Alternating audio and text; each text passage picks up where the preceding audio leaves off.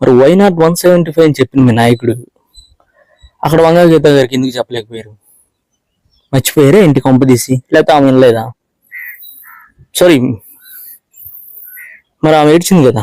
అంటే మీరు కూడా పవన్ కళ్యాణ్ గారు ఓడిపోతున్నారని మీరు కూడా అంటున్నారు కదా. ఒకటి,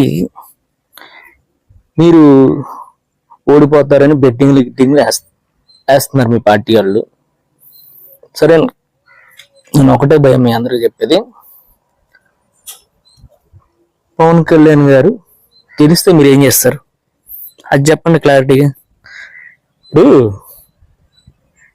డబ్బు పక్కన పెట్టండి, డబ్బు కాదు బెట్టింగ్. అక్కడ పవన్ కళ్యాణ్ గారు ఓడిపోతే నేను ఓపెన్ ఛాలెంజ్ చేస్తున్నా భయ్యా, నేను ఎప్పుడు ఇంకా మైక్ పెట్టుకొని రాజకీయ సంబంధించిన యూట్యూబ్ లో కానీ ఎక్కడ అసలు రాజకీయం గురించి మాట్లాడినా, అసలు జనసేన పార్టీ